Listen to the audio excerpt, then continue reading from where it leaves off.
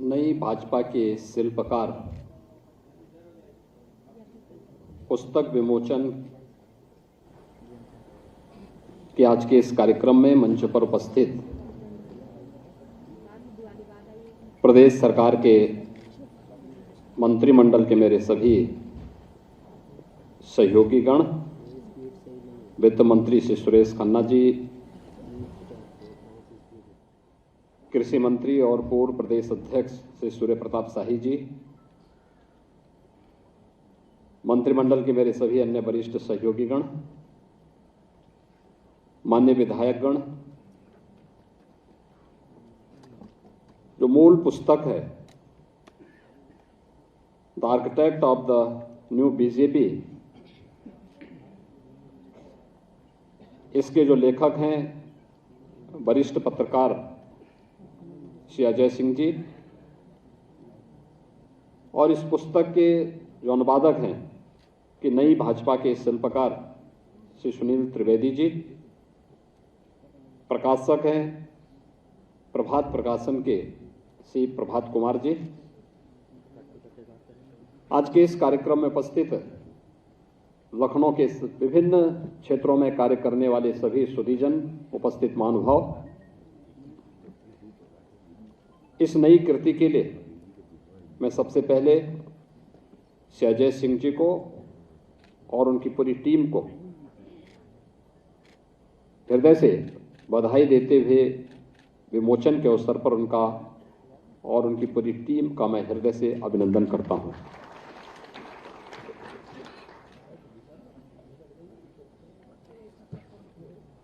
भाइयों बहनों, लोकतांत्रिक व्यवस्था में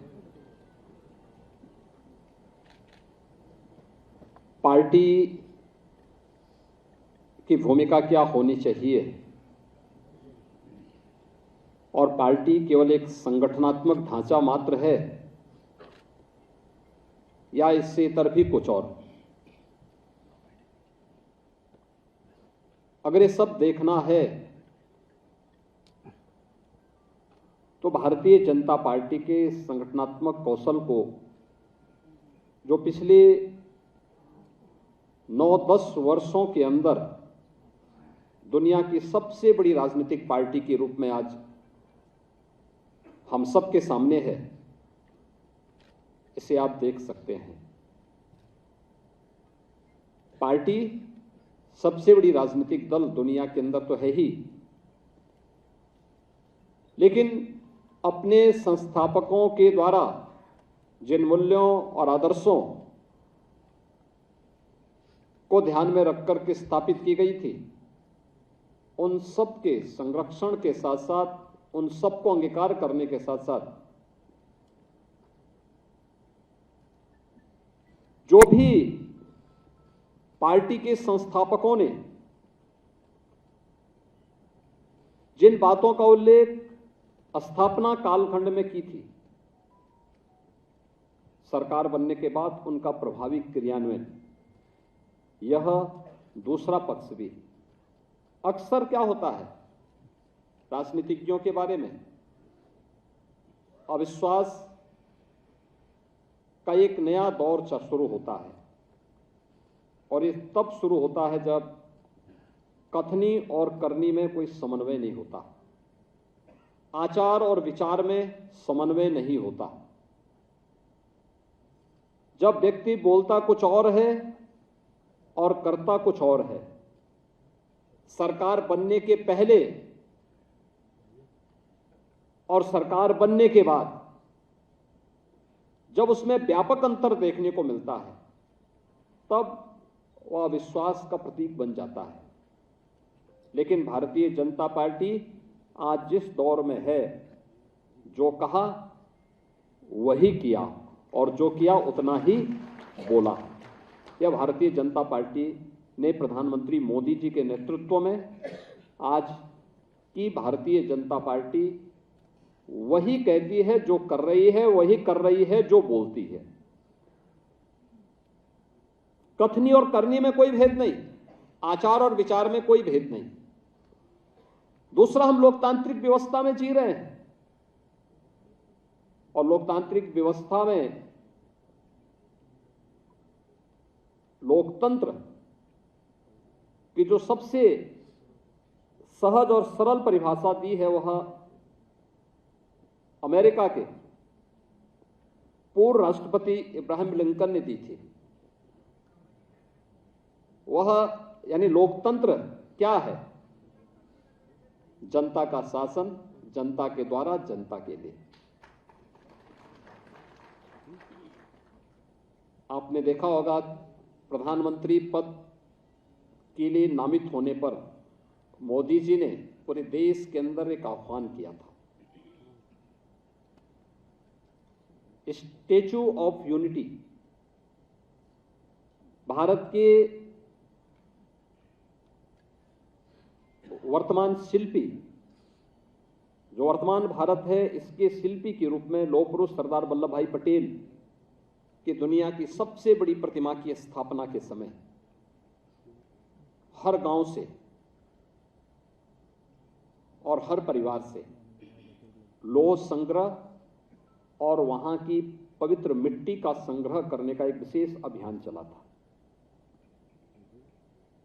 आज आप देखिए, जितना भी लोहा यानी खेत में काम करने वाला किसान हो या श्रमिक हो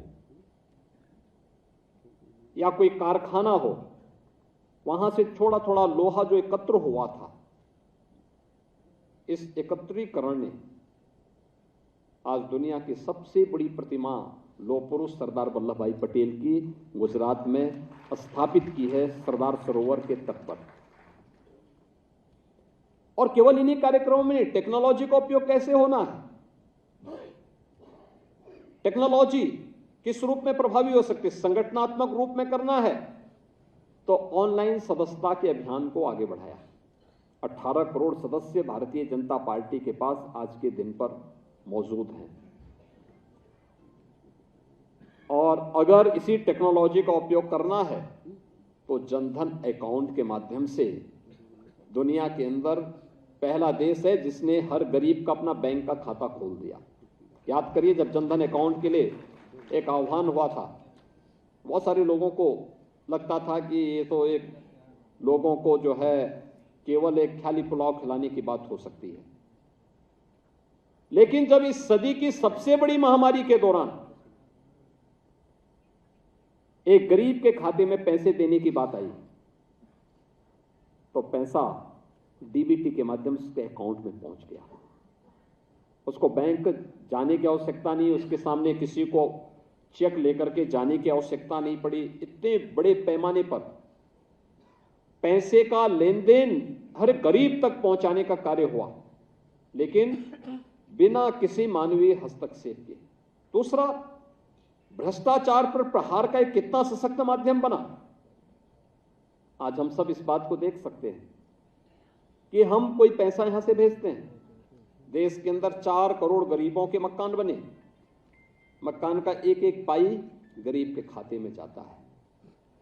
10 करोड़ गरीबों के शौचालय बने, एक एक पैसा उसके अकाउंट में चला जाता है।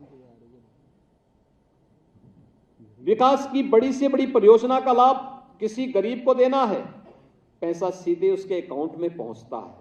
लाभार्थी परक योजनाओं का लाभ उस तक सीधे पहुंच रहा है, बीच में कोई मध्यस्थ नहीं। टेक्नोलॉजी का उपयोग पार्टी के लिए भी और जनता के लिए भी कैसे हम बना सकते हैं, उपयोगी उसे बना सकते हैं, यह उदाहरण भी पहली बार देश के अंदर किसी ने प्रभावी ढंग से लागू किया। केवल योजना बनाना नहीं, अक्सर होता है बहुत सारे लोग योजनाएं बना सकते हैं, बहुत सारे लोगों के पास आइडिया ही नहीं होते, लेकिन यहां तो आइडिया भी मोदी जी के अपने हैं। उनके योजनाओं, उसको योजना का एक स्वरूप देना, यह भी मोदी जी का है, और फिर प्रभावी ढंग से उसका क्रियान्वयन होना भी, यह पक्ष भी हम प्रभावी रूप से देख सकते हैं। और भाइयों बहनों, अगर हम इस सब बातों को देखते हैं कि आज जो नई भाजपा हम सबके सामने है, पूरे देश में विस्तार है, सबसे बड़ी सदस्यता के साथ साथ अपने एक बेहतरीन संगठनात्मक ढांचे के साथ में अपने मूल्यों और आदर्शों के लिए कार्य कर रही है, वे सभी मुद्दे अक्सर हम इन चीजों को देखते थे, जिन मुद्दों पर अक्सर हमारी खिंचाई होती थी। 2014 के पहले अक्सर ये मुद्दे चलते थे। हम लोग जब जाते थे तो लोग बोलते थे राम मंदिर के बारे में क्या होने जा रहा है। एक बात अक्सर पूछा जाता था, हम बोलते थे भाई आने दीजिए, कोर्ट में मामला है, समाधान होगा। तो अगर हम लोग कोई नारा उस समय दे देते थे तो उसके साथ ही एक नई लाइन दूसरी तरफ से और उभरती थी। लेकिन आज इस पे कोई प्रश्न नहीं कर सकता। आज अयोध्या में राम जन्मभूमि की समस्या का पूरी तरह समाधान ही नहीं हुआ, बल्कि प्रधानमंत्री जी ने आकर के सभी जो भी आशंकाएं थी और जो जनता की आकांक्षाएं थी, देखिए दोनों को समाधान का रास्ता दिया, स्वयं आकर के शिलान्यास भी किया और अब 22 जनवरी 2024 को स्वयं आकर के भगवान राम के भव्य मंदिर में रामलला को विराजमान भी कराने जा रहे हैं। यानी बोला ही नहीं, मोदी जी ने 14 में श्री राम जन्मभूमि के मुद्दे को अपने इलेक्शन एजेंडे का हिस्सा नहीं बनाया, 2019 में भी नहीं बनाया। 19 में एक लाइन थी कि हम संविधान के दायरे में रहकर के समस्या का समाधान करेंगे, संविधान के दायरे में रहकर के समाधान का रास्ता निकालेंगे और संविधान के दायरे में रहकर के समस्या का सर्वसम्मत समाधान हो सकता है। यह से राम जन्मभूमि की 500 वर्षों से चले आ रहे एक ऐसे विवाद को, जिसको लोग असंभव कहते थे, उसको उन्होंने संभव करके दिखाया है और आज पूरे देश में कोई विवाद नहीं इसका। सौहार्दपूर्ण तरीके से संवाद बना करके बड़ी से बड़ी समस्या का समाधान हो सकता है और ये लोकतंत्र की सबसे बड़ी ताकत है।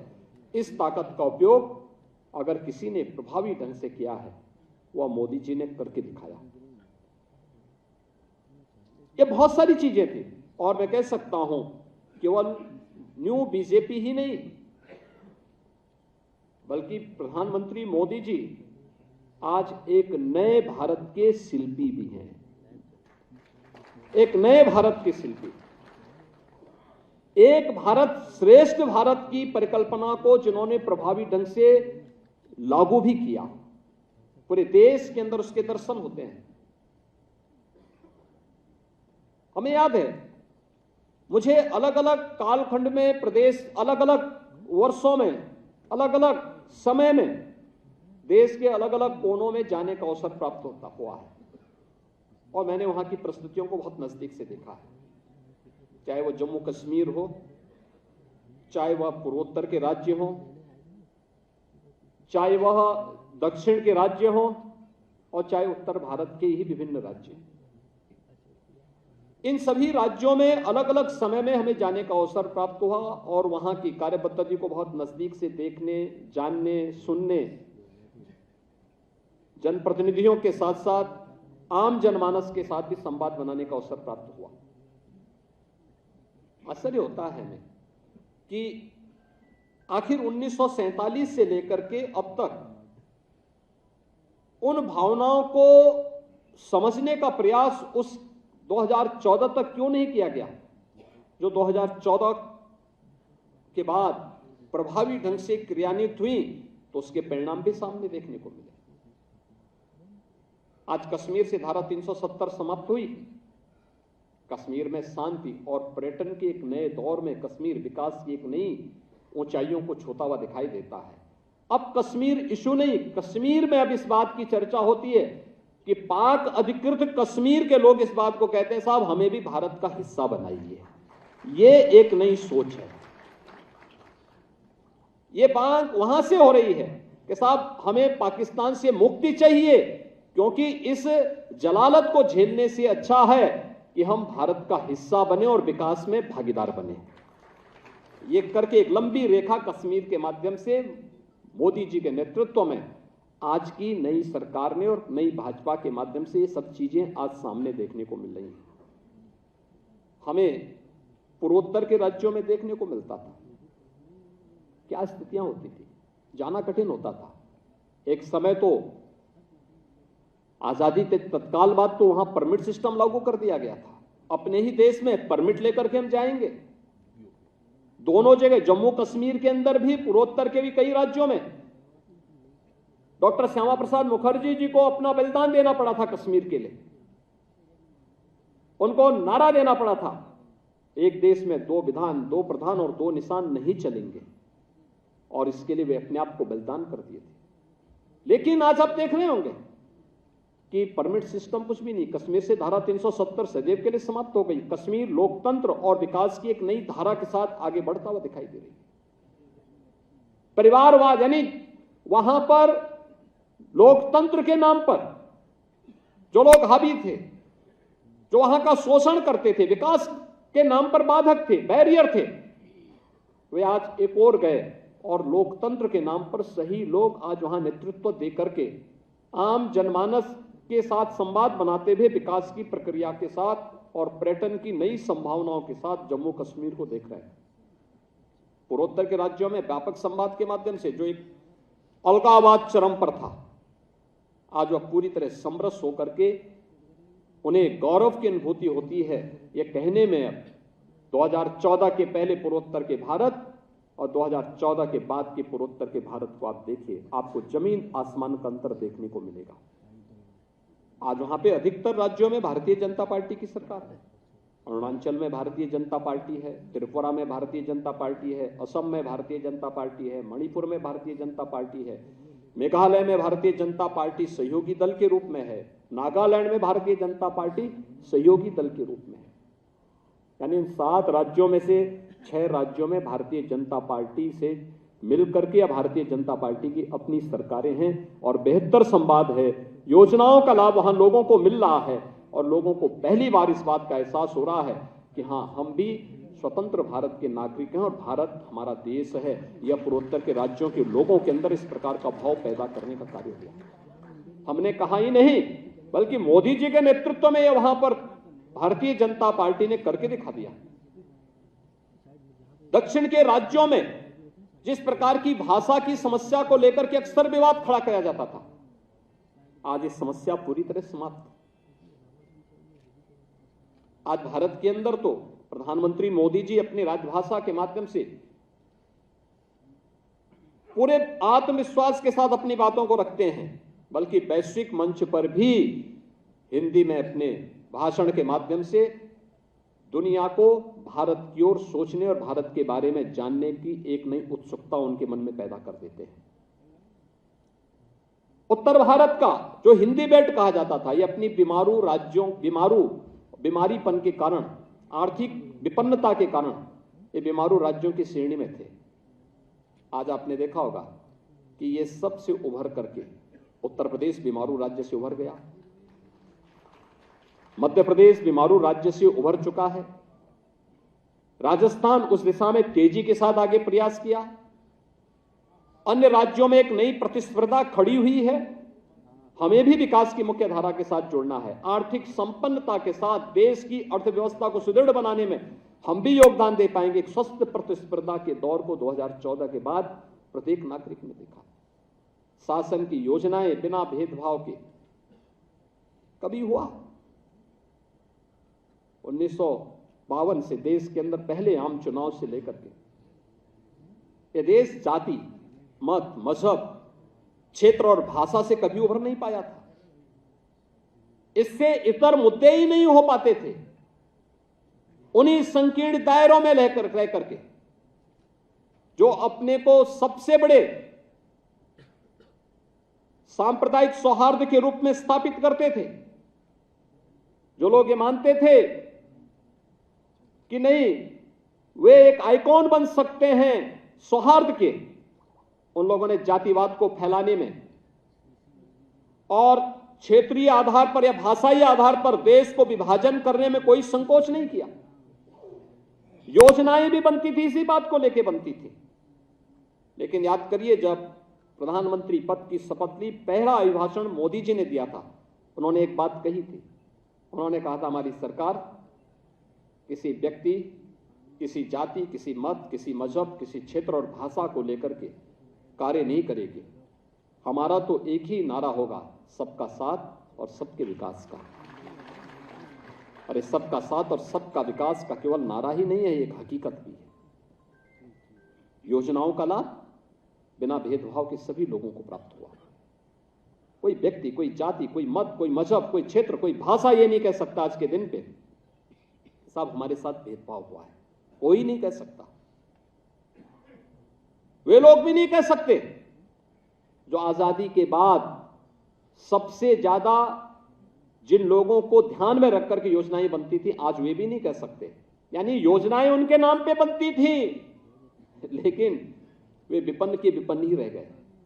लेकिन आज 4 करोड़ गरीबों को जब सिर ढकने के लिए छत मिलता है, अगर योजनाएं पहले सही थी तो 4 करोड़ लोग बिना घर के कैसे रह गए थे। 70 वर्षों तक देश के नागरिकों को शौचालय नहीं मिल पाया था अपना। याद करिए, कोई गांव और कोई मोहल्ला ऐसा नहीं था जहां व्यक्ति पैदल जाने की हिम्मत कर सकता। बरसात के समय इस प्रकार की स्थितियां नहीं थी 2014 के पहले कि व्यक्ति वहां जाए और वहां पर उसे स्वच्छ वातावरण मिल सके। रसोई गैस के लिए बेटी की किसी को शादी करनी है, रसोई गैस का कनेक्शन नहीं मिलता था। और एक सरकार तो ऐसी थी जिसने कहा कि सांसद विधायक सांसदों को हम देंगे कूपन, कूपन ही बिकने लग गए थे। यह अभी दृश्य देखा है देश ने। ब्लैक होता था। और जिसके पास कनेक्शन है, पर्व और त्योहार के समय गैस खत्म तो बहुत सारे लोगों पर किसी को घर के अंदर बेलना से मार पड़ती थी और किसी को पुलिस की लाठी पड़ती थी। ये दोनों चीज होते थे। लेकिन भाइयों बहनों, आज आप देख रहे होंगे कनेक्शन जिसको लेना है फ्री, और गरीब के लिए उज्ज्वला योजना का 10 करोड़ लोगों को इस कनेक्शन की सुविधा का लाभ दे दिया गया। योजनाओं का लाभ कैसे दिया जाना है, दूसरा संकट के समय देश को कैसे नेतृत्व देना है। इस सदी की सबसे बड़ी महामारी कोरोना के दौरान आपने देखा होगा, कोरोना प्रबंधन। भारत की आबादी सबसे ज्यादा लोकतांत्रिक तरीके से रहने वाली 142 करोड़ की आबादी को संकट के समय कैसे लीडरशिप देनी है, यह हम सब ने देखा है। उनके साथ कैसे खड़ा होना है, यह भी हमने देखा। कोरोना प्रबंधन भारत के समकक्ष दुनिया के अंदर किसी ने नहीं किया। जो प्रभावी क्रियान्वयन भारत के अंदर था, एक एक चीज को कैसे योजनाओं का लाभ पहुंचाना है, कैसे राशन उपलब्ध कराना है, कैसे फ्री में टेस्ट करवाना है, कैसे फ्री में उपचार की व्यवस्था देनी है, कैसे हेल्थ इंफ्रास्ट्रक्चर को स्ट्रेंथन करना है, कैसे गरीबों के भी ख्याल रखना है कि वह भूखा न रहे। मैं कह सकता हूं कोरोना के पहले हो सकता है किसी राज्य में भूखमरी से मौतें हुई हो, लेकिन कोरोना के दौरान भूख से कोई मौत नहीं हुई। है पहली महामारी है भारत के अंदर और दुनिया के अंदर। दुनिया के अंदर बहुत सारे देशों की स्थिति बहुत अच्छी नहीं अभी भी, लेकिन पिछली महामारियां इस बात को बताती हैं, पिछली महामारियां इस बात को बताती हैं कि पहली महामारी थी जिस महामारी में भूखमरी से कोई व्यक्ति अपना प्राण नहीं त्यागा। यानी 100 वर्ष पहले 1917-18 के दौरान काफी लंबा दौर चला था जब लगभग 2 करोड़ से अधिक लोग स्पेनिश फ्लू से मरे थे। जितने लोग फ्लू से मरे थे उससे ज्यादा भूख से मरे थे। बंकिम चंद्र चट्टोपाध्याय ने आनंद मठ की रचना की थी। उसके पीछे बंगाल की त्रासदी, अकाल भी था। वो अकाल की त्रासदी का चित्रण उन्होंने अपने उस उपन्यास के माध्यम से किया, जिस उपन्यास ने हमें अपना राष्ट्रगीत वंदे मातरम दिया। आज भारत में मार्च 2020 से लगातार अब तक 80 करोड़ गरीबों को फ्री में राशन की सुविधा का लाभ प्रधानमंत्री मोदी जी की लीडरशिप में आज भी उपलब्ध कराया जा रहा है और बिना भेदभाव के। ये नहीं देखा गया ये व्यक्ति की जाति क्या है, मत क्या है, मजहब क्या है, पार्टी की कौन सी है, कभी नहीं। अक्सर होता है, हम शासन के पार्ट हैं, अक्सर ये बात उठती है, लेकिन लीडरशिप के द्वारा तत्काल इसको बोला जाता है। भेदभाव, शासन की योजनाओं में कोई भेदभाव नहीं होना चाहिए।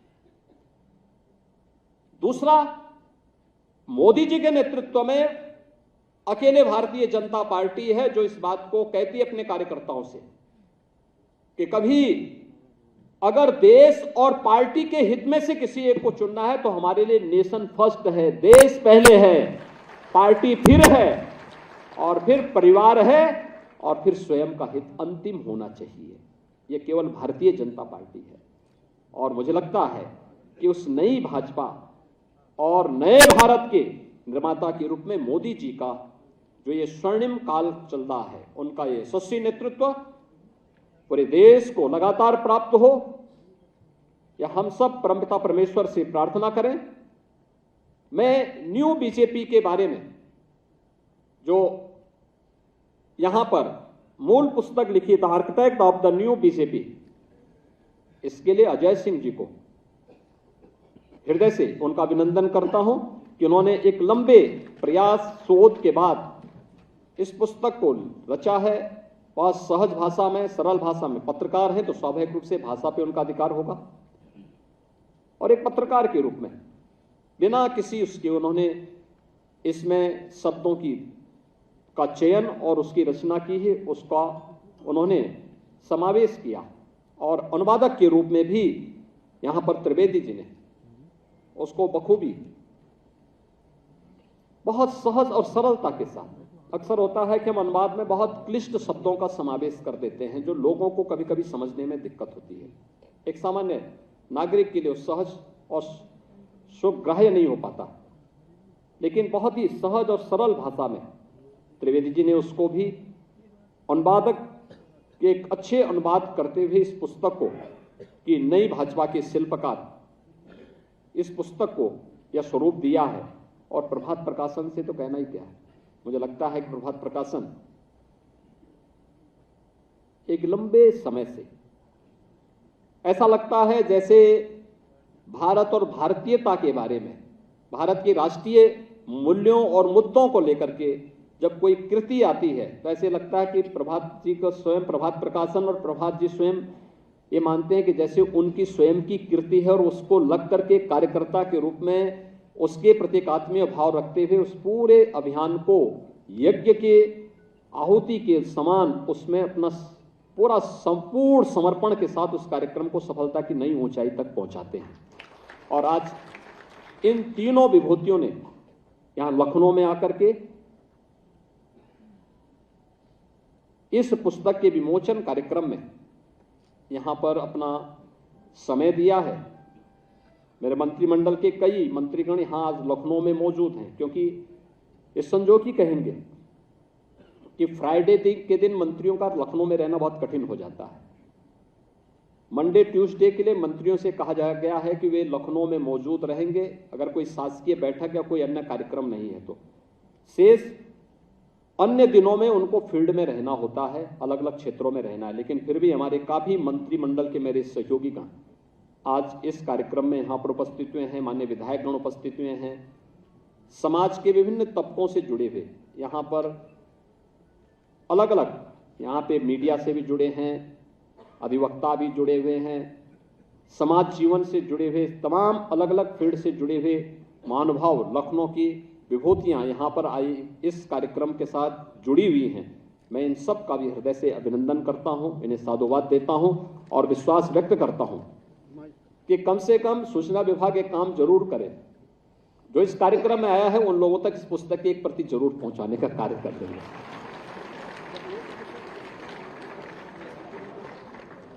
जरूर पहुंचवा देंगे, क्योंकि हो सकता है इतनी प्रतियां यहां पर मौजूद न हो, लेकिन ये पुस्तक जरूर पहुंचाएंगे। लोगों को जानने, सीखने और देखने का एक अवसर मिलना चाहिए कैसे कार्य होता है, और जैसे संगठनात्मक कार्य होता है इसी प्रकार से राष्ट्रीय अभियान का जो अभियान है, प्रवर्तमान अभियान है, राष्ट्रीय जीवन से जुड़ा हुआ प्रवर्तमान अभियान है, ये उसी प्रतिबद्धता के साथ आगे बढ़ रहा है। आज के इस अवसर पर मैं एक बार फिर से लेखक को और उनकी पूरी टीम को